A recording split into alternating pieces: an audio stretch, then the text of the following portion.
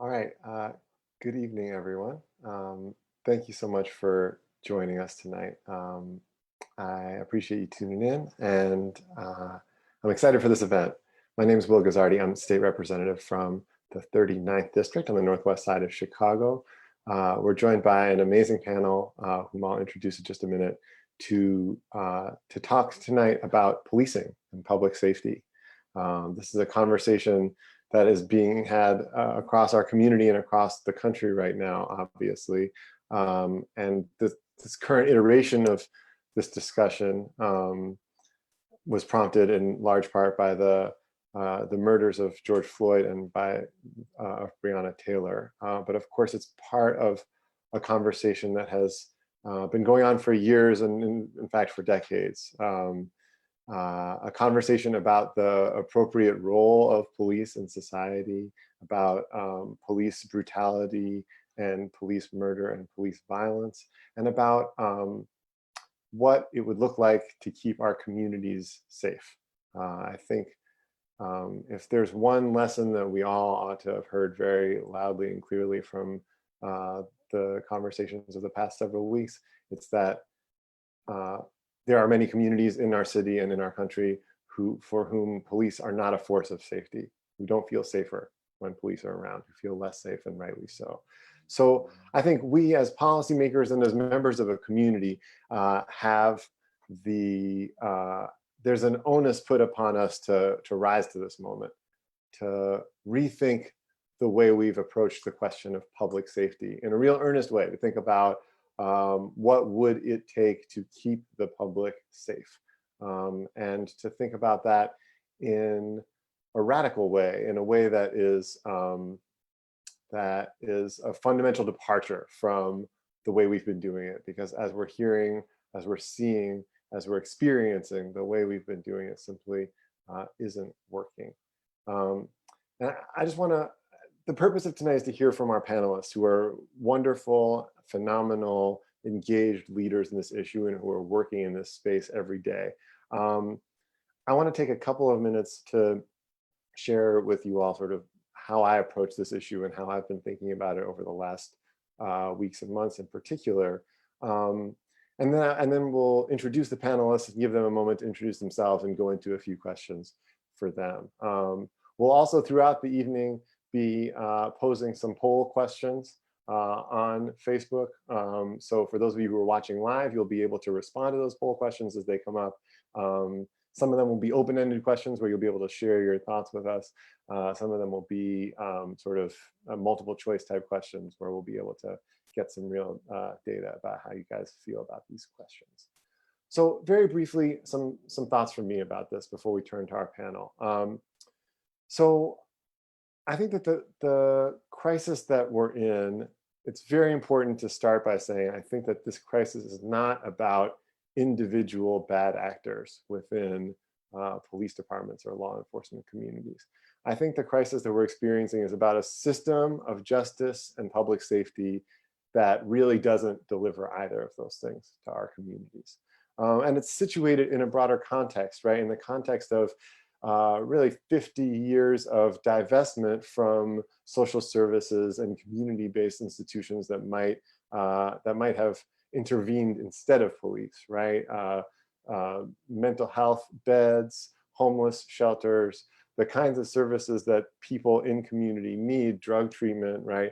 Those services have been eroded. And instead, dealing with the people who are experiencing crises in those areas, whether it's housing or addiction or mental health, dealing with those folks has fallen to police. And that's a problem for a lot of reasons, but maybe one of the most obvious reasons is that police officers are trained in life or death situations. They're trained to experience every encounter as posing the possibility of mortal risk. And they're trained in lethal force and lethal violence. And these kinds of situations, the overwhelming majority of calls that law enforcement officers are called to simply don't pose that kind of risk.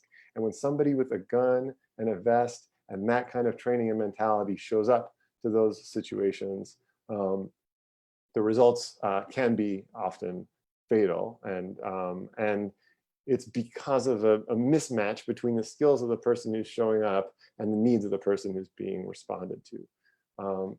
So, as I think about how we need to move forward in this moment, my own personal view of this is that some of this money, the enormous amounts of money that we spend on law enforcement in the city and in the state, some of that money needs to be redirected to a new vision of first response, a new kind of first responder, somebody who can show up on a scene with a different mentality and a different kind of training, someone who's not armed, but someone who can respond to a person who's homeless, a person who's experiencing a mental health episode, a person who's asleep in the Wendy's drive-through, right? Who can respond to those situations without having lethal force on the back of their mind, without having that training in their bones. I think that kind of first response will be better suited to care for the members of our community who are in crisis, and will obviously pose considerably diminished risk for the sort of lethal violence and even non-lethal violence that we've seen from so much law enforcement intervention, even just in recent days and weeks here in Chicago. So that's where I come from, where my head's at in this moment.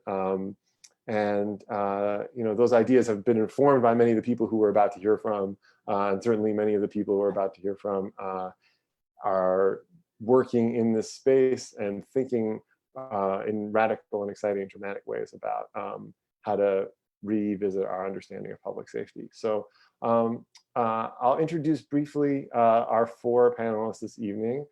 We have State Senator Robert Peters. Say hi, Robert.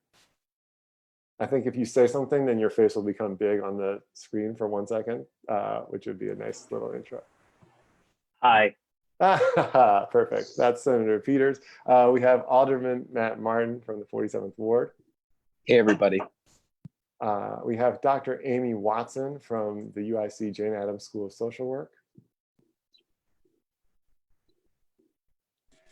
And unmute, sorry. Hi. There she is. Thanks for joining us, Amy. And we have Christian Snow, the Executive Director of Assata's Daughters. Hi, folks. All right, with that, before we let these folks introduce themselves and sort of set the table here, we're going to throw up our first poll question. This is just sort of a trial run here. We're going to ask you how you found out about this event. Did you get a text message about it? Did you hear about it on social media? Did you receive our email newsletter? Or did you find out about it in some other way? So just practice round here before we get into the real meaty stuff. That question should be popping up on your feed right now. Have an answer on that, and we'll turn it over to Senator Peters for a few minutes to introduce himself. Senator? Yes, thanks Representative Guzzardi for having me. Thanks everybody who's on. I'll just first start off with a little story about who I am, how I got here, and my vision for the world. So I was born in 1985. I was born deaf with a speech impediment. My biological mom was addicted to drugs and alcohol during Ronald Reagan's war on drugs. And I was forced into adoption. I was adopted by a civil rights lawyer for a father and a social worker for a mom. I struggled a lot as a kid. I got in trouble a lot as a kid. And the reason why I was able to get by was because I had a neighbor's house to go to, friends that I could be around with, who provided me that safety that I needed during a time of crisis. My adopted mother struggled with a lot of mental health issues and alcoholism, never felt comfortable being able to go home, never felt safe going home. And so it was because of my friends and my community that I was able to sort of get by.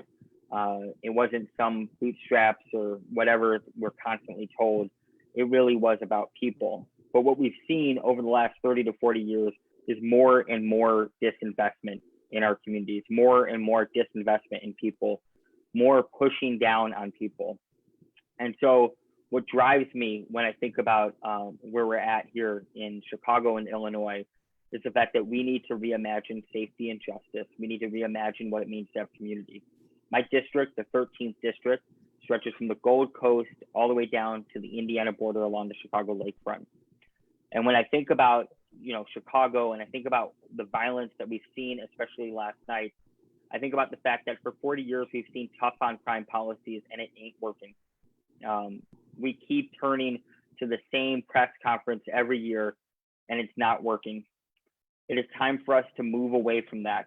It's time for us to say that we're going to raise our children and our community together as a village. We're going to lean on each other. It's time for us to have the investment that we deserve, meaning that if you go to a school, I visited 16 schools in the district, maybe they had a social worker, maybe they had a nurse, but they had 40 kids and one teacher and six police officers or security. That is not a safe environment for anybody. And what we've seen is that we rather put money into, high-priced housing instead of putting the money into people's pockets. So my commitment as a state senator, my commitment as an organizer before I got here, my commitment to who I am is the fact that we need to build a world where my biological mom does not get forced to put me up for adoption, where my adopted mother feels comfortable being able to talk about her mental health issues and her addiction, and where my dad as a civil rights lawyer doesn't have a job. That is the world I'm going to be committed to build, and I'm excited to talk about this with each and every one of you. So. Thank you, Senator. Let's turn it over to Alderman Martin for a few introductory words. Thanks very much, Representative. Appreciate it. And thank you all for your time this evening. So I'm Matt Martin. I'm the 47th Ward Alderman. 47th Ward is on the north side, primarily Lincoln Square, Ravenswood, and North Center. We've also got some bits of Uptown, Andersonville, Roscoe Village. So I've been doing this for about a year, a little over a year. And before this, I was working as a civil rights lawyer at the Illinois Attorney General's office. It's a job I did for a few years after I was working for a federal judge. And to go back briefly to 2016, I knew I wanted to go work in government after working for a judge, and that the Attorney General's office was doing a lot of really interesting work, especially from a consumer standpoint. So I was interviewing for this job that would allow me to be kind of a floater of sorts, working with different bureaus, Civil Rights Bureau, Antitrust Bureau, Workplace Rights. And shortly after I got the job offer is when I learned that Donald Trump won. And we, as an office, completely reoriented the work that we were doing around public interest to essentially step into the shoes of the federal government when they abdicated their responsibilities when it came to issues like police reform, and also to go on the offense when it came to their attacks on our healthcare system, our immigrant neighbors, women's rights. And it was a real galvanizing moment for me in terms of really understanding the failures of federal or of local government. It's something that doesn't get enough discussion, even though I think people have their own opinions about Chicago corruption and the machine. But when you think about issues like police reform or lack thereof, and the fact that we, for at least 40 years, have known what the problems are and what the next steps are. And every time we've been faced with a crisis, an incident like the Laquan McDonald murder video becoming public, that we don't step up to the plate. And finally, that changed, and that changed for a number of reasons, including a number of really brave advocates who were willing to put a lot on the line to expose that cover up. It was also the DOJ under President Obama that stepped in and said, we're not going to trust Chicago this time around to fix it themselves, even though Mayor Emanuel wanted to go at it alone. And so they did a huge investigation, talked from soup to nuts about all the issues with our police department: recruitment, training, supervision, officer mental health and wellness, how we manage data. But before they could put in place a consent decree, the transition happened to President Trump. And there was real concern as to whether we were going to see transformational reform in that moment. That's where the Attorney General's office stepped in. I was a member of that team, and I did a lot of work. And it was through doing that work that I really was able to do a dive into all the failures of Chicago government, in particular our elected officials, not just the mayor, but our 50 city council members who year after year after year were voting on police misconduct lawsuits, year after year after year, hearing from their residents about police abuse, and more recently seeing video evidence that you just can't shy away from. And so I think that it's it's a sad reminder when situations like the George Floyd murder video come out that that's what government responds to. It's really a shame that we can't be better, we can't be more proactive and believe people when they tell us things, that we have to see someone's life slowly choked out of his body in order to take action. Even in Chicago, when the memory of Laquan McDonald and so many other individuals are still fresh in our minds. So I feel fortunate and privileged in a lot of ways to be on city council during this time to be able to advocate for these issues, because when I see folks protesting consistently, demanding this sort of reform based in part on so much pain that they're feeling, that we need to step up to the table. And so conversations like the ones we're having today, I really value. So thanks again. Thank you, Alderman. And we'll get into more of the discussion around the consent decree, and our next speaker also will have some weighing in to do on that subject as well. She's been involved in consent decrees elsewhere and is very knowledgeable on what's going on here in the city. Dr. Watson from UIC, why don't you go ahead and introduce yourself? Sure. So I'm a professor at Jane Addams College of Social Work. I teach mental health policy, and my research interests have been around police response to people experiencing mental health crisis. And I've been doing work in this area for a couple of decades now. I've done studies work in Chicago looking at the experiences of people with serious mental illness when they have police encounters. That's some of the work that I'm proudest of, because that perspective wasn't in the literature at the time, and I felt it was really important to get in there. And really what it came down to is people are terrified when they have a police encounter in the middle of a crisis. And it really does matter to them how officers treat them. I've also done some projects where we've looked at the perspectives of officers, and I've done a lot of work around looking at the effectiveness of Chicago's crisis intervention team program. So that's sort of my research. In a separate role, I also was part of the compliance team for the Portland Police Bureau settlement agreement with the Department of Justice. And that settlement agreement was the result of a finding of a pattern in practice of excessive force against people experiencing mental health crisis. So the settlement agreement looked at accountability, it looked at EIS systems. The piece that I really focused on was the mental health response and the community engagement pieces. And really through all of this work that I've done, what I've really concluded is that as we continue to focus on police to solve this problem and make them better at addressing people experiencing mental health crisis, to some extent, all we're doing is expanding the role of police in this area.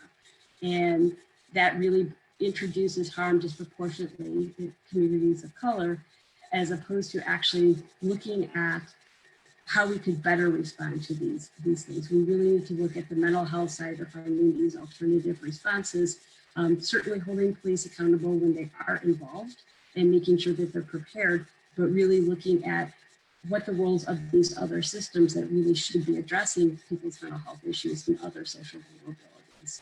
So I'm really excited to be part of this panel and feel really honored to be here. Thank you so much.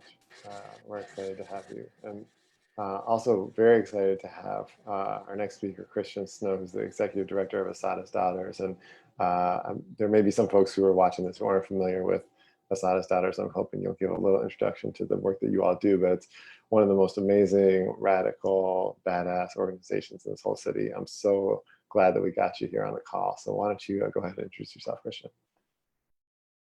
Hi, folks. My name is Christian Snow. My pronouns are she, her, hers. I'm the executive director of Assata's Daughters. We are a Black women-led, young Black people-directed grassroots organization that is deeply rooted in the Black radical tradition. We're dedicated to abolishing anti-Blackness and all forms of oppression in their many forms.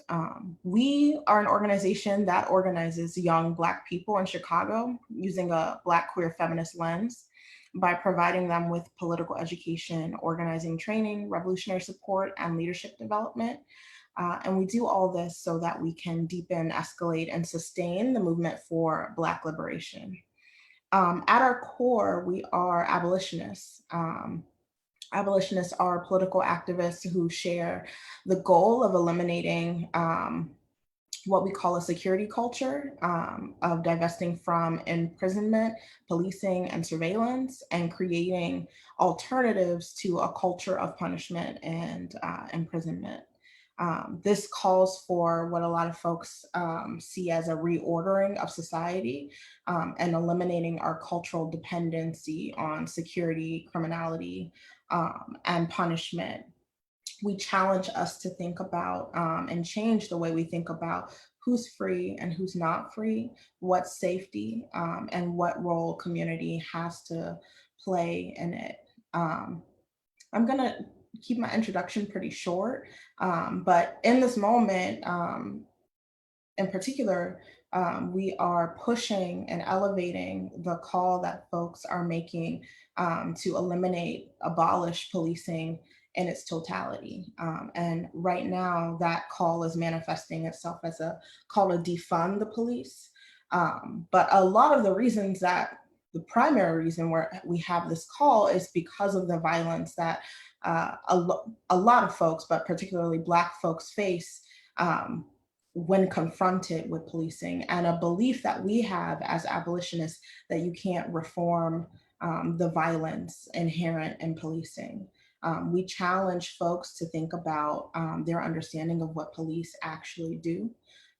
Many people believe that what they tend to do or what they're there to do is address major violence, and in reality, most police do not do that. What they do on a day-to-day basis is deal with a lot of what we call non-criminal issues, complaints, parking tickets, traffic violations, other issues, and most are not actually addressing the violence that we see. Secondly, safety also needs to be redefined or reimagined by our collective selves, with the understanding that police don't keep marginalized people, particularly Black people, safe. Instead, they keep us in check through threats of violence. And folks have been talking about this for a long time. Someone we love and adore, Miriam Kava, speaks about this and depthly in a recent op-ed she did in the New York Times. And then lastly, we have a belief that our proximity to this violence right now can end. We don't have to steep ourselves in this violence and expose ourselves to this violence, while folks who believe that police can be reformed figure out a way to do that. We don't have that belief, but if you do believe that the violence inherent in them can be reformed, our ask is that you remove them from our presence until you figure that out. And so that's really, our roots as an organization, some values and theories that we steep ourselves in. But at the end of the day, we truly believe that Black liberation will come through the relationships that we have with each other, and come through the work that we do to deepen those relationships and build a framework of community accountability. So I'm going to stop there. Thank you, Christian. That's awesome. I think we have such a wonderful panel here and such a body of knowledge among the four of you. I'm really excited to get into discussing some specifics. I want to throw a question to our viewers on the poll on Facebook. This is going to be an open-ended question. Our question is this: when you think about the police, what do you think of? Could be one word, could be a sentence, could be a story, could be a paragraph. Share this with us. This is just for us to compile and to get a sense of where folks on this call are coming from. We want to give you an opportunity to give a little voice to that. So as you answer that question, I'm going to ask a question to Senator Peters. You're the chair of the Senate Special Committee on Public Safety. The legislature is adjourned at the moment. We're going to reconvene in November. How do you imagine the legislature might address these calls for a new vision of public safety? What ideas are being discussed, and where would you like to see us take it? Yeah, I think that we're in a moment. And so where I would like to see us go, and where I think myself and many others are pushing, is first, I think we need, we can get to policing, but we need to abolish cash bail. Just completely wipe it out. No more cash bail, no more being, found guilty of being poor. That needs to end. So we need to abolish cash bail. I think what we need to do is also get folks out of prison. That means addressing truth in sentencing laws. So that's an old reactionary form of laws that would say that you have to serve 75% of your sentence. Let's get rid of truth in sentencing so that folks who are in prison are able to come home. There's a broader conversation of lifting folks up as they're coming home, but let's get rid of truth in sentencing. So let's do some sentencing reform. Let's also, I think you mentioned this before about emergency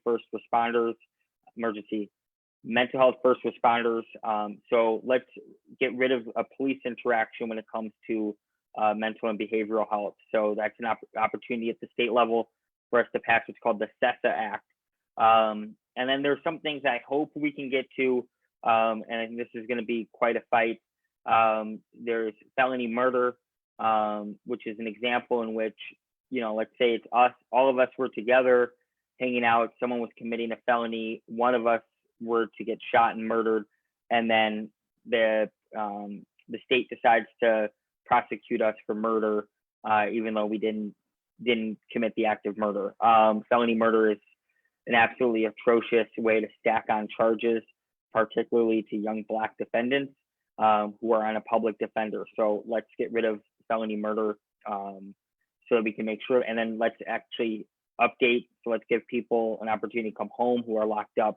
So I think there's a series of things. The way I would put this is in a holistic approach. When you're younger, let's make sure that we don't have an interaction with the police happening. Let's reduce that as much as possible. Let's give people the love and the care that they need when it comes to school and in their life. If you're someone who's about to face, in our current system, if a police officer is going to grab you and take you to Cook County Jail, let's abolish cash bail so you don't spend a day, 2 days, or 3 days, or even longer within Cook County Jail, and have you come home and give you the resources that you need to be able to go back to court. And if you're currently locked up, let's get rid of truth in sentencing. Let's get people out of prison and be able to get them home. So I think we have an opportunity to have a holistic bill, a rather historic bill compared to the rest of the country. One that I've been working on for the longest time, which is to abolish cash bail. We have a chance to do the best bill on this. I mean, New Jersey, DC. I think the thing about the governor is that he reaffirmed his commitment in January to abolish cash bail. This was during a time in which there was a lot of pressure in New York to go after their bail legislation, to tighten it up, as they would say. And the governor had sort of rejected that and said, this is an opportunity for us to make some history. So that is something I foresee, something I work on. There's broader pieces of legislation that I'm getting more information on, which is, they introduced the Breathe Act, the Movement for Black Lives in DC. And I'm working with folks to try to get a form of the Breathe Act for the state level, and with the hope that we can bring that around police, basically some level of police reform, because the problem about the Breathe Act is that 50% of it require federal money to pay for it, a good chunk of it. But what we do know is we can then move away from folks having to call 911 or turn to the carceral state when it comes to people who need anything or any emergency. It would increase, you would have an increase of more restorative justice dollars and de-escalation and violence prevention interruption, more of a commitment and more dollars put into building relationships or relationship building. I think there's pieces of this. We see this with Good Kids Mad City with the Peace Book. So there's a way to accomplish some of the bits that exist in the Good Kids Mad City, or the ordinance they're going to have around the Peace Book for us to get done. And that will be in things like the Breathe Act. So hopefully I get that in, and that's something that we can introduce so that we can deal with policing pre-trial and people currently caught up in our system. Yeah, thanks, Senator. I'll just add a quick word on the truth in sentencing piece, which is to say that a fact that I think most people don't know is that Illinois doesn't have parole. There's no parole in Illinois. There hasn't been for about 40 years. And so when people who are convicted of the most serious felonies are sentenced to 100% of their time. So there's no possibility for them to get any reduction of their sentence, right? Irrespective of, in almost every other jurisdiction, people have the opportunity to go before a parole board and try to get out earlier. And even the lower category sentences, people are still sentenced to a minimum of 85% of their time. So people are getting locked up for extremely long periods of time, with enhancements for all kinds of different sort of minor ways that sentence can be elongated. Anyway, a lot of good work to do on sentencing, and I'm glad that you're in the thick of it. Alderman Martin, let's talk about the city level. Can you just take us through where the city council stands right now and where you see things going on police oversight? I think that folks who are watching may be familiar with, or may not be familiar with, the proposals in CPAC and in GAPA and the negotiations that are happening right now between those two ideas. And maybe you can take us through sort of where things stand and how you see things moving forward. Sure. So we've got no shortage of issues from the city council standpoint that we need to tackle. We're working on doing that at a more aggressive clip than was the case before the recent protests, where stuff was really slowing down to a halt.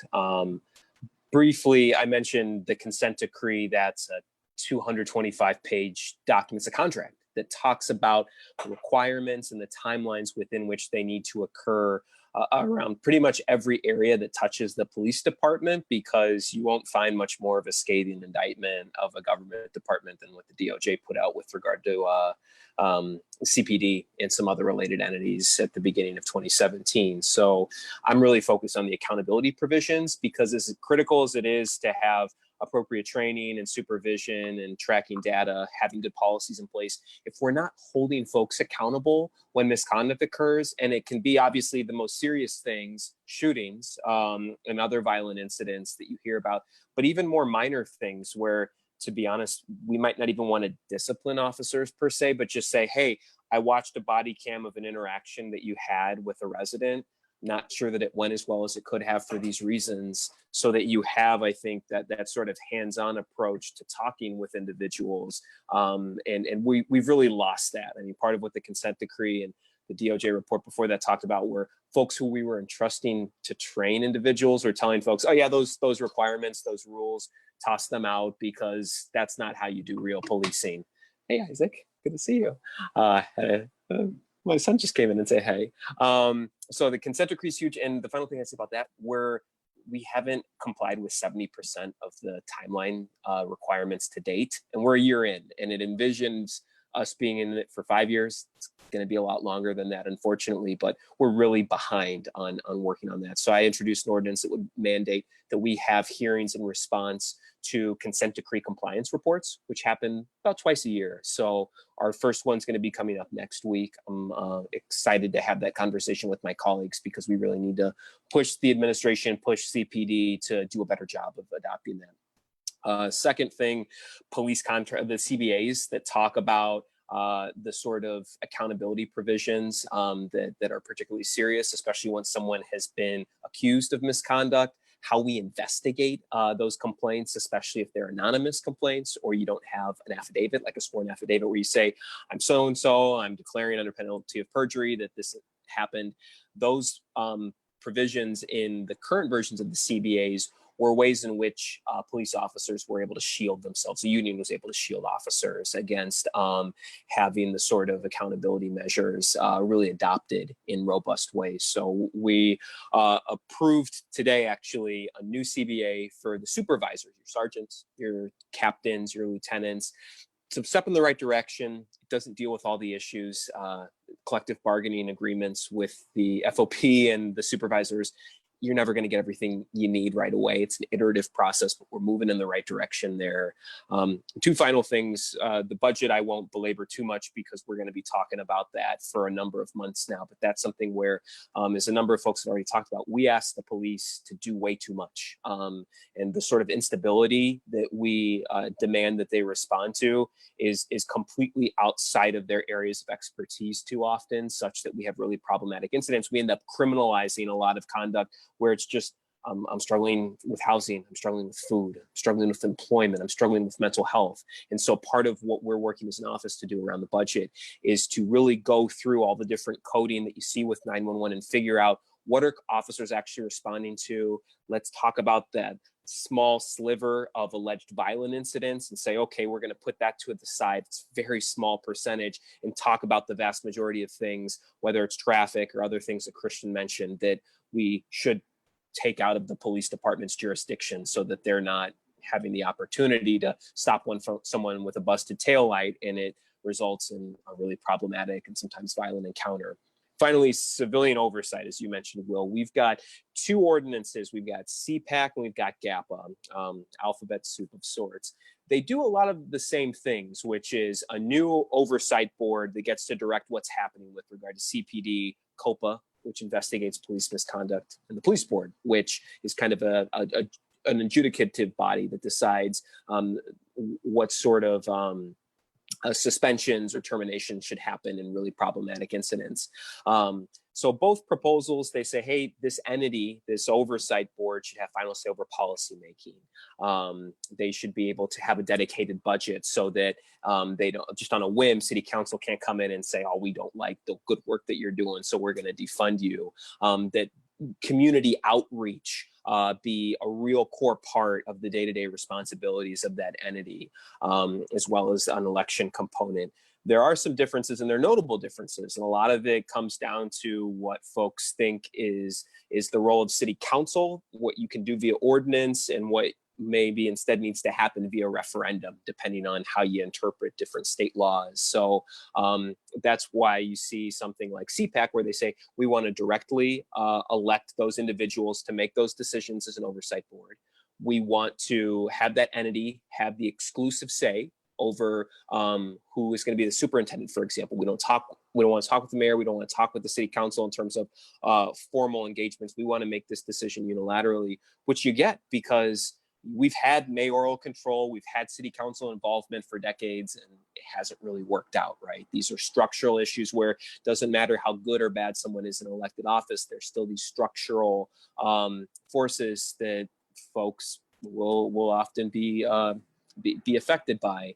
So you've got CPAC on the one hand that says we just want kind of this direct relationship between the community and this oversight board.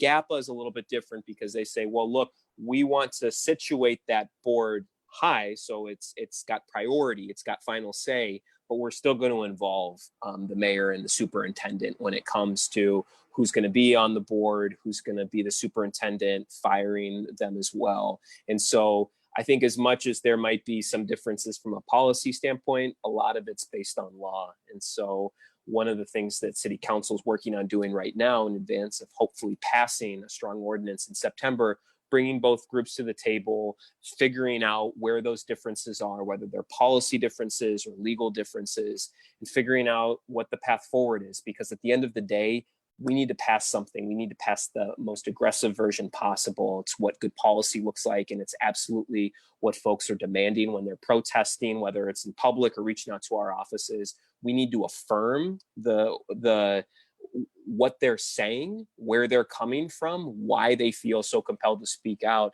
and also have that reflected in really sound policy. So I hope and expect that we're going to be moving more aggressively on that front. Thank you, Alderman.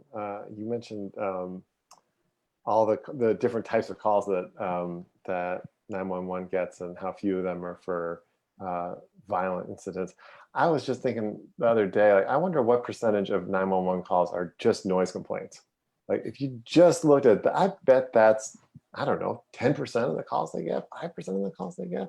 Imagine just taking those calls away. You don't need a like highly trained person with a master's degree to handle a noise complaint, let alone somebody with a gun and a vest, right? Like, that's, you know, well, there's plenty of like low-hanging fruit of things that we could take away from law enforcement.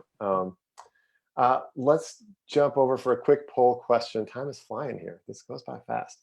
Our next question for our viewers to respond to: when police arrive at a tense situation, do you feel safer? Do you feel less safe? Or do you feel about the same?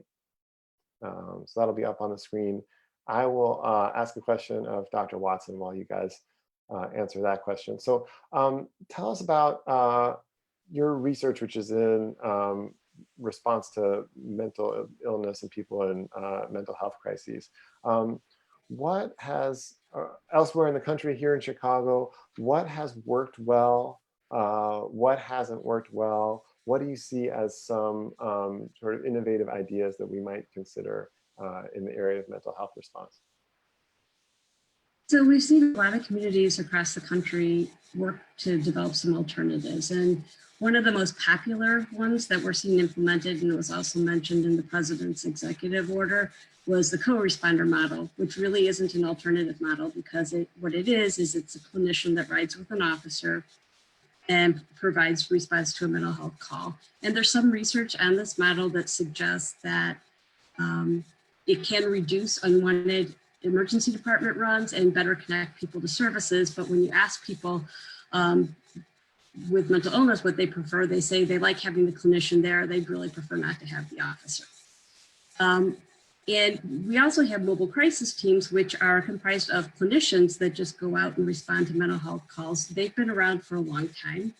They have similar outcomes in the research that does exist, where they reduce ED runs, they provide better connection to care for people that have experienced a crisis. So they're able to stabilize somebody in the community and provide that connection. The problem that we've seen with those mobile crisis teams is that they're typically not funded at a capacity to provide rapid response. So when people need to have somebody come out, they'll make the call, but it could be several hours, or it could be Monday is when they can come out. So then it ends up going back to police. So the idea makes a lot of sense. It hasn't been resourced appropriately. Some really exciting programs that we've seen, the Cahoots model has received a lot of national attention recently, and that's in Eugene, Oregon. It's been around for 30 years. And what they've been able to do is they have teams that involve a crisis worker, so not necessarily a licensed clinician, just somebody that's experienced in responding to crises that rides with a medic, which could be a nurse or an EMT. And they've worked it out so that their 911 center can divert calls directly to them instead of sending law enforcement. And I think the numbers that I've seen is last year they responded to 24,000 calls. They requested police support for 150 of those calls, so less than 1%. And they've really been able to handle quite a bit safely and better connect people to care without any law enforcement involvement.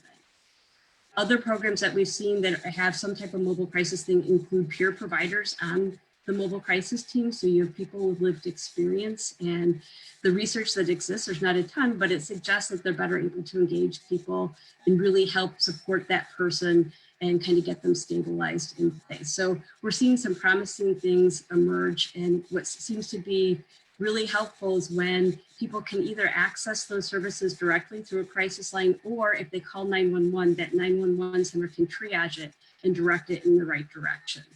And there's protocols to do that. I've seen 911 centers be nervous about being able to do that, but there are communities that have done it safely and effectively, so it's possible to do. Great, thank you. I mean, I think that speaks to something that maybe Senator Peters said earlier, which is like there are solutions to this that that have been done elsewhere and that are well researched by folks like you. And it's not as though this is there's some sort of like black box that nobody has any idea how to open. Yeah, when you mentioned the Cahoots model, all three of the elected, I have the gallery view up here, all three of the elected officials go, a big heavy nodding from that. Christian, let's turn to you for a minute. You talked a little bit about what abolition means in your opening remarks. And I wanna just give you a moment to answer some of those, what's probably like on your FAQ page about abolition, right? Like those things that people say when they are hearing about this idea for the first time. What are we going to do about violence, right? Obviously, it's been a very violent year in Chicago, and there's plenty of communities that struggle with violence every day. If there's no police, what do we do about violence? Who is going to investigate wrongdoing? Who's going to find the perpetrators? Like when somebody is doing a bunch of bad stuff, how are we going to stop them, right? Those questions, I know that you and your organization have thought a lot about those questions and have very good answers to them. So maybe you can help educate our viewership on what that world that you guys are dreaming of and working toward looks like. Yeah. All right. Let's talk about violence for a little bit. I like to tell people that I'm a child of the West Side of Chicago, right? For me, that means that's home. That's where home has been. That's where a lot of my relationships and communities come from. And when I came back to Chicago after being away for a little bit for school, I decided that I was going to go back to the West Side of Chicago, particularly Garfield Park, but also Austin. And I would be a part of my community there that raised me and took care of me and formed my family, formed my community. And I would lend my labor to community building and sustaining in those neighborhoods. And for me, what that looked like was forming relationships with my neighbors, and taking care of each other's needs. And what it also manifested into was intervening in police violence in our neighborhoods. I'm not quite sure, and I'm not going to try to assume where folks are from in the city, but I can guess the differences between police presence on the West Side and other places in the city. And I can guess those things based off of my own experiences and what I've seen. My friends who live on the North Side in particular, or even as close to the West Side as Wicker Park, Westtown, and just the lack of occupying presence that exists in those areas as compared to the West Side of the city. I'm quite sure folks are not seeing huge vans, major trailers being plopped down in empty lots and police flooding out of them, walking into the street. I'm quite sure that you don't walk out of your house and realize that actually every time I walk outside, someone has a picture of me because there's pole cameras on both ends of my street and there's police officers parked in cars on both ends of my street. I'm quite sure that in other parts of town, you're not seeing a parade of police with lights since COVID on their microphones telling people to go inside, or parking do not enter signs on edges of streets that are not under construction. I'm pretty sure that folks are not having whole major streets blocked off like Chicago Avenue or Madison, just blocked off with cars, traffic redirected. And if you know the West Side, you know that it's a maze of one-ways, and so you can't get places. Or seeing forces of police officers parked in alleys, stationed behind garbage cans with their weapons out. I'm quite sure that folks are not seeing that outside of Black and brown neighborhoods. And so for me, living and existing in this neighborhood has been, and on the side of the city and with my people, has been about how do we keep each other safe from police violence. I can recall an incident where police flooded into my street to stop a teen party. This was pre-COVID, that was happening. The incident turned into a flood of someone being shot, a flood of officers everywhere to the point that the ambulance couldn't get through. And folks, neighbors going out on the street saying, "Do you feel safe? Because I don't," because of the amount of rifles that were out with the police. I can think of an incident where there was police stationed on both ends and there was a domestic violence dispute on the block and they did not get out of their cars.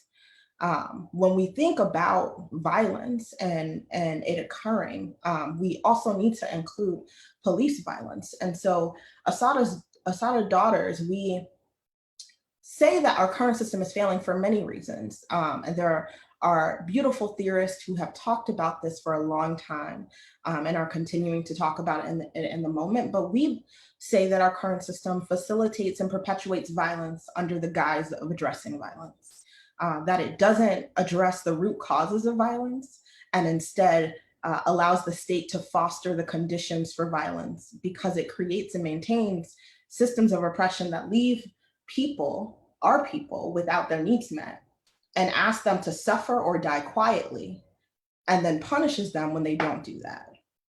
Our current system tells us that the problem is people, individuals, communities. It asks us to focus our attention on individual choices or believe in inherent behavioral traits instead of the framework, system, and institutions that dictate those choices or how they create or impact or establish the context in which behavior occurs. Again, our current system tells us to look at individuals and communities as the problems and to look towards the state and its oppressive tools as the solution instead of the other way around.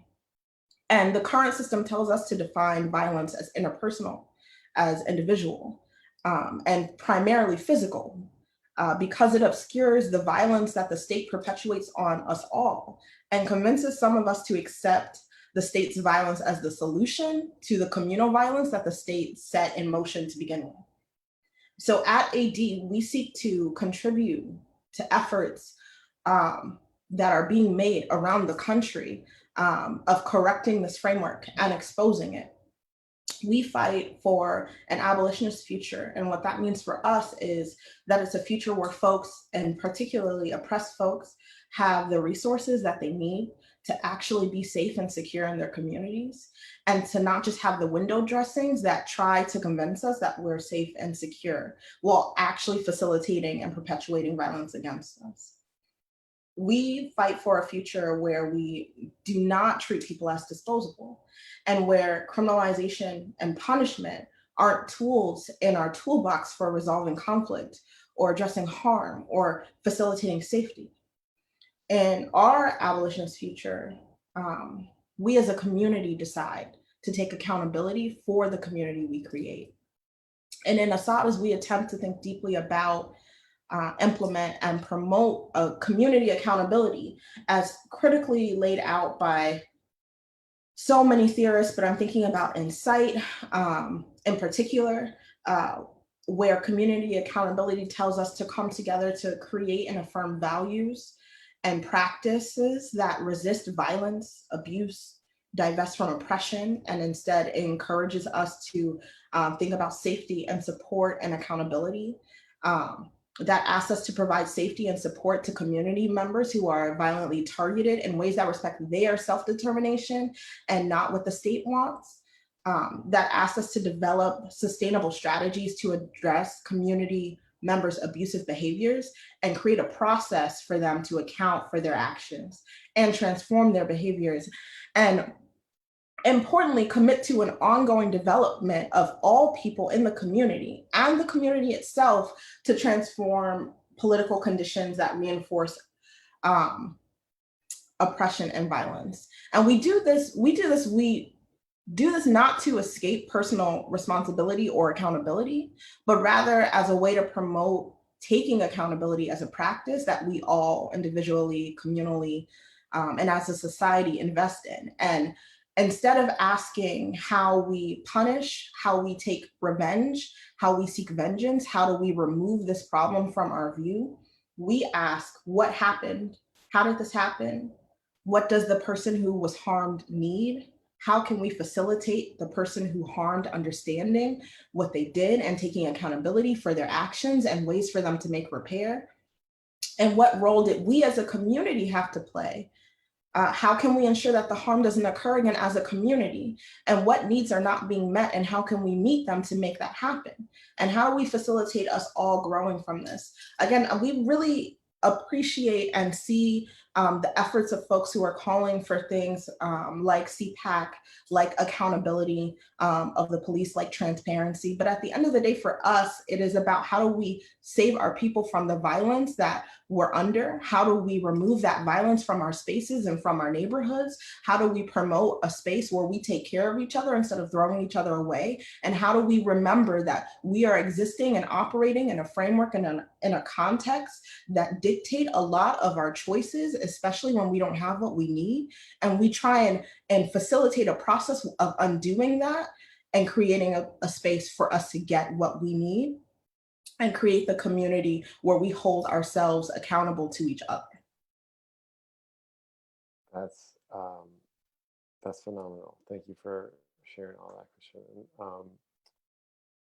Yeah, I think the point that you made, to me anyway, my Twitter feed in the last, over the weekend was just like full of video from the protests at the Columbus statue. And I think that if you watch any of that, it's really hard not to agree with you, Christian, that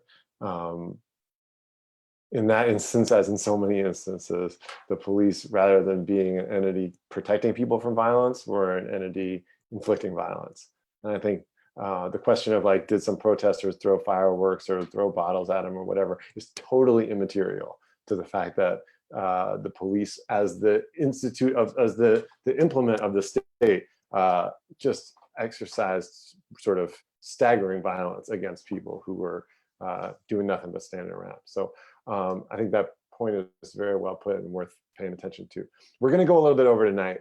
This is just, I have a couple more questions that I want to sort of ping pong around it and give all of you a chance to respond to, and then we'll wrap up. I appreciate everybody's patience. We're going to put another poll question up. Chicago's police budget is around 1.7 billion with a B dollars every year. If you could choose to take some of that money and spend it elsewhere, what would your top priority be to spend it on? Schools, mental health services, affordable housing, or we shouldn't spend less money on policing. We should keep all that money there. We've got our responses from the last question. 29 people had answered last time we looked. 0% of people said they feel safer when police show up to situations. 76% said less safe, and 24% said about the same. Okay, so here's a question. I want to start with you, Amy, but give everybody a chance to jump in. We talked a little bit about the consent decree so far tonight. There was a news story last month about CPD missing like 70% of the deadlines for the consent decree. Why, when, and how are consent decrees helpful? What good can we expect to come out of the consent decree? What's in that consent decree that's great and still hopefully coming down the road? And like, what are the shortcomings of the consent decree as a method for transforming the way that policing works? Okay, that's a big question. Big question, I know, and I'm going to ask everybody to try to keep it as concise as possible, but address whatever parts of that question. Okay, so I mean, from what I've seen in the consent decrees that I'm familiar with, is they can have some positive impacts, but they're extremely limited in terms of really ensuring lasting, meaningful change. I think Chicago's consent decree was necessary. There was changes that needed to be made, and it was a way to leverage those changes. However, they're limited because they're not able to address some of the larger issues that policing and the police department is situated within. So we can work hard to try to really push to put resources into specific aspects of the department. Certainly training was an area where they needed to put some resources. Some of their systems for the FTO program. The CIT program actually had started strong in 2005. They had dwindled to only a couple officers managing the entire program, where CIT, that's the crisis intervention training, right? Yes, I'm sorry. And it's a program, it's training, but it's also that liaison with the districts, with community providers, to make sure that officers are able to respond, and where there's people that really need some type of other assistance, to coordinate and partner with EDs, emergency departments, but also community mental health providers. Well, that dwindled to 2 or 3 officers that were running it. Because with the consent decree, they've started really building up that unit again. It's still has a pretty low staffing compared to other large cities, mental health units. They've improved their ability to track calls so they can actually start to look at if the changes they're making are impacting the outcomes of the calls that officers are responding to, and if they're getting a CIT response out there. They've continued to have what started as the Mental Health Advisory Committee to the mayor's office. We actually got that going following the killing of Quintonio LeGrier.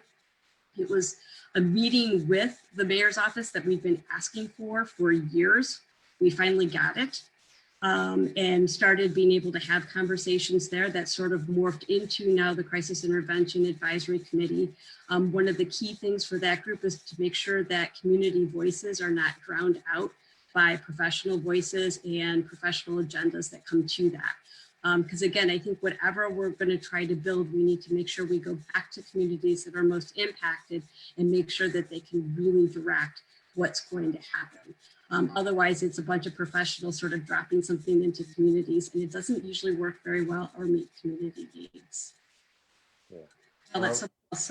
Yeah, anyone else want to touch this consent decree stuff? Alderman Martin, I know you were engaged in that in your last job.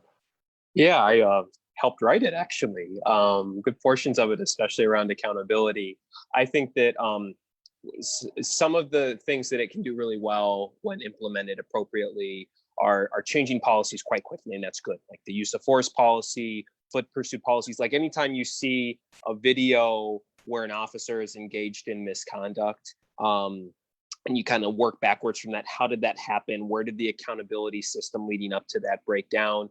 We can, and part of that's going to be poor policies and not holding people accountable when those policies are broken. It's good with that.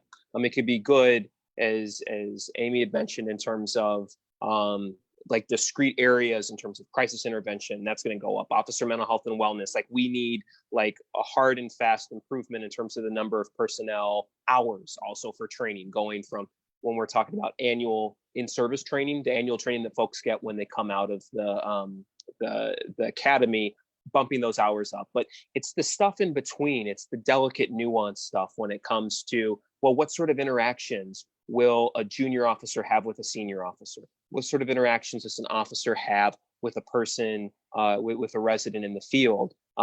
It's meant to deal with some of the bigger structural issues, but it's those softer, more nuanced elements where it doesn't dictate this happens, this doesn't happen in terms of those interactions. So as a result, it's slow. It's a process where we'll probably be subject to this consent decree for 10 years. You'll hear before too long that it's costly to comply with it, which it is in some ways. Like more training hours means officers might not be on the streets as much, additional personnel, especially around mental health.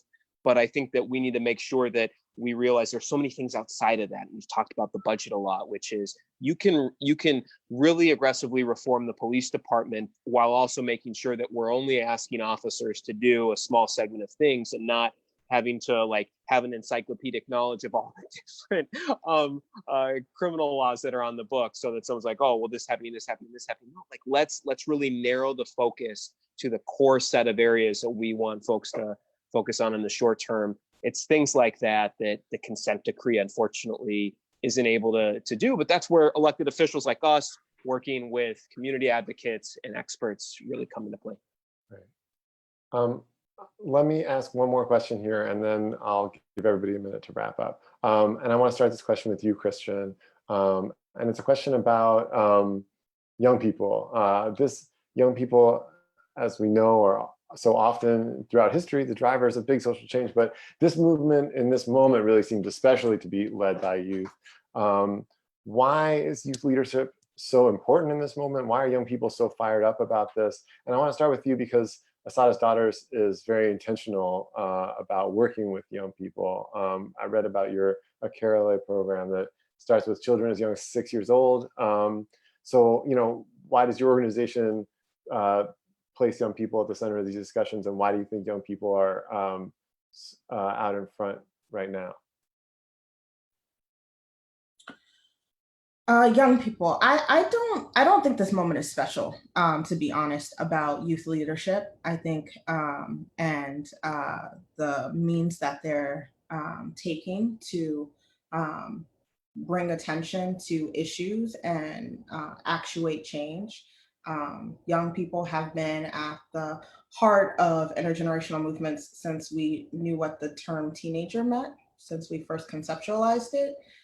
You've had the NAACP Youth Council in the early 1900s, the Southern Negro Youth Council, you've had SNCC, you've had Freedom Rides, you've had the sit-ins, you've had the Student Organization for Black Unity, South African Movement, Student Divestment Movement, Black Student Leadership Network, the Black Panther Party's average age was in the teens. You've had the Juvenile Justice Reform Movement, and you have the movement today. And young people have always been there to infuse our intergenerational struggle with the push that's needed. Young people have a way of drawing attention, applying and keeping pressure. They take risks that our experiences have cautioned us not to take. They drive imagination and hope. They push us not to accept the status quo, probably because they're like, we're the ones who have to inherit this stuff. Their experiences do and should inform us, inform our work, help provide context to our work. They provide the space to study, learn, and explore. And at the end of the day, again, this world is theirs. Black young people in particular, and in particular, Black young people without economic means feel a sense of urgency. And it's one that I felt when I was organizing as a young person as well, mostly because they know so many people who are not here anymore.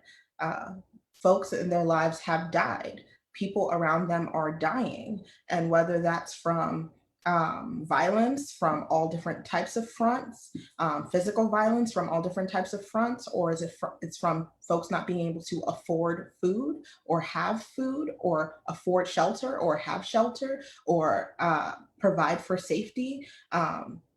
People around them are dying. And when you are steeped in death and despair, there is an urgency and when you can clearly see and are not weighted down by wading into the minutia of the different levers of reform, but when you can clearly see the end goal, you can clearly see what's harming you, and you can clearly see that you just need to remove that harm, you have a sense of urgency about you.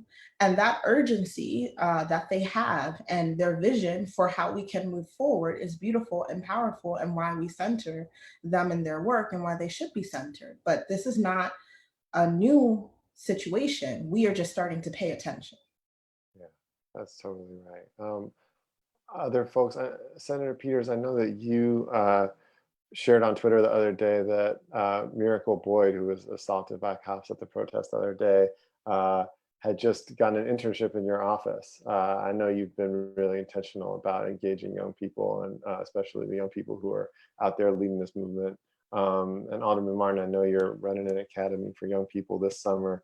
So maybe if y'all want to share a little bit about why that's important to you, or where you see the role of young people in the struggle. Yeah, I mean, I'll just start off. I offered Miracle an internship because I offered that a week ago. And then that Saturday, Good Kids Mad City was leading a love march, up King Drive, focusing on sort of reimagining how we do violence prevention and safety. And then a week later, while out at a protest over Iraq, the city brought in every tactical thing that it could have, again, to protect Iraq, in which then Miracle had her face punched and lost a tooth. And so I think that is just a shining example of the priorities of what when it comes to public safety in the city, that we just then will have a press conference that Monday about some issues that happened on the south side or west side, but we spent so much time making sure that we protect the statue and then punch or hit people who were protesting. And so to me, I think just wanted to make sure that I clearly state that, because I've gotten a series of calls to my office, which were very serious. So people have some clarity. I think the main thing here is, and I get what Christian's saying. I do see something in the fact that young people have constantly in history have actually led in these moments, in these movements. The one caveat I will say is that I feel like with the current, when it comes to the current generation of young folks, is that there is a fierceness of consistency that it will last for a long period of time, that we have an opportunity systemically that you usually only see, every 30 to 40 years when it comes to like a complete systemic change. And, just seeing this and knowing this, I think it's an important part of seeing it as a long-term movement. So I'm 35. I think I might live for another 30 years. My dad died when he was 63, so I'm pretty pessimistic. I just kind of expect that at any moment I could leave this planet. But my job is to actually create a sustainable long-term, both political and social movement that has legs. And so I want to be able, just in whatever role I can, in the positions of governing power that I have, to have the positive impact, I guess, counter the negative impact of Reaganism and Nixon and law and order, with a positive counter to that, that really brings justice and liberation and ties that together for generations. The idea is that knowing that I could lose this seat or, be gone, it's easy when, people could just pick people off. But if you're able to have folks who are involved or trained in, invested in, and gotten into positions of collective power, then someone like me may or may not be there. It doesn't matter as much as the investment that goes into the young folks who can lead it. So that's great. I know we could talk more about this issue. I want to wrap it up here. I'll just say very briefly that I think, Christian, you're totally right about the role young people have had throughout time, and also I think that in this moment in particular, I'm struck by how many young people, how intersectional the youth-led vision of this is, both like among communities and also across issue spaces, right? That like the vision that like environmental justice and racial justice and social justice and like all the clarity that young people have about how interconnected those issues are, it just strikes me as really deeply powerful. Okay, so we're going to just wrap up here. We had some questions on the Facebook comment thread there that maybe I'll go back through and write up some answers to, and I encourage the panelists to jump in there too. But I want to wrap up with this question. I want to pose this question to our viewers and to our panelists as they wrap up. So I think we've all sort of touched on the fact that this moment seems to be calling for a sort of dramatic, transformative reimagining of how safety and justice work in our communities and in our society. So what's one big idea that you believe in that you'll be advocating for in the coming weeks and months? And maybe sort of more centrally or more deeply, like, what does real public safety mean to you? So we're going to pose that question to our viewers. It's going to be an open-ended question. What does public safety mean to you? And I'll give each of our panelists really like 2 minutes, because we're already almost 7:15. Oh my gosh, we ran long, but you guys are so great. Couple of minutes just to talk about your vision of true public safety. And we'll go in the same order we started. So let's start with Senator Peters. Yeah, I mean, I guess this is a vision about true public safety. I mean, I think if everybody has a roof over their head, healthcare, a grocery store, a good school, public transportation, a job that pays them a living wage, the collective ability to argue for the things that they need and to make decisions that they need, so like bargaining, that's the goal. I mean, that's the long-term goal. In short term, I just want to abolish cash bail. I want to get that done. So I'm pretty focused on the fact that what a ridiculous system that we have, and the fact that people think it keeps them there's so many people think that keeps them safe. And I'm like, if you have a lot of money and you are dangerous under bail, you just get to go out and do whatever. And we see that all the time. I mean, I'm not a big fan of Amazon warehouses, but it's dangerous to be in an Amazon warehouse and how we talk about what is dangerous and isn't. So I want to abolish cash bail because I think we can get that done and we can actually have a different conversation around safety. So. Great, thank you, Senator. Alderman Martin.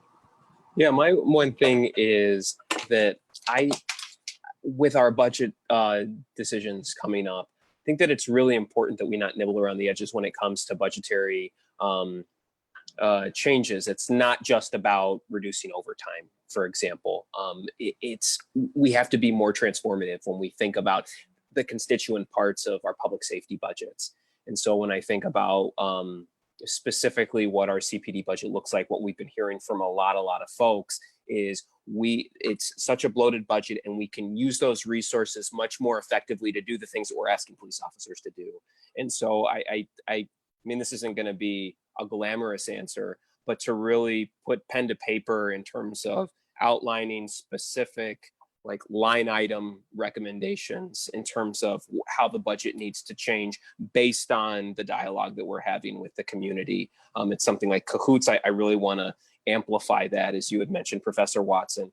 That's something that's critically important. We don't have to reinvent the wheel here in Chicago. We know what a lot of best practices are. I think we just need to have folks in positions like mine to figure out how we can scale this appropriately for the city, and then engage our colleagues in the administration to just do the hard work of convincing them that this is something that we can adopt. Thank you, Alderman. Dr. Watson. I guess for me, I'll stick to sort of where my area of expertise is, and it's really on the mental health side, is that really having a system set up so people don't need to see police to have their mental health needs met. And certainly what we've seen, I mean, historically, the mental health system has not adequately met people's needs or been accessible for all communities. So we need to look at that and not just assume that if we just move people from the current system, clinicians, to just have more of them, that's going to fix it. We're going to need to go back and kind of retool and think of what type of services and responses different communities want, and then work with those communities to provide them. And I think the cahoots model is a great idea, and I think we could develop those models and staff them with people from the communities that they're serving, so that they are able to provide better responses. And that will require developing capacity within those communities and really working locally to do that. Fantastic. And Christian, maybe you can bring us home. I think that for me, safety looks like whether someone living or dying not being dependent on the state or the benevolence of individuals, and the quality of their life not being dependent on either of those things. I think that at Assata's, we try to push for self-determination as a tenet of Black liberation, but also that pushing for Black liberation pushes for our collective liberation, so that we all can be free and have the agency that's required in order to be free. And safety would come in with community spaces, community accountability, community love, and the manifestation of what we need. In the short term, clearly, I'm pushing for the abolition of policing, but more so the abolition of anti-Blackness in all of its forms, and as it manifests itself in criminalization. In the shorter term, I'm pushing for the defunding of policing, the police force in its totality, and the systems that jail and incarcerate our folks. And in the much shorter term, I'm pushing to get cops out of schools. That's fantastic. You guys have all been so wonderful. I can't believe it's already been like an hour and 20 minutes. Oh my gosh. And I have so much like that I would like to hear from you and share with you and discuss with you. And I know our audience online is very excited about it. We got a ton of feedback. very quickly, we had a late surge for affordable housing in that last poll question. 47% of people wanted to spend that money on affordable housing, 35% on mental health, 18% on schools. I know we all want to spend the money on all those things, of course, and they're all very important, but it's interesting to hear where people's priorities lie. Thank you for those of you who tuned in. This is going to be up on our Facebook page. You're going to be able to watch it. Hopefully people will be watching this for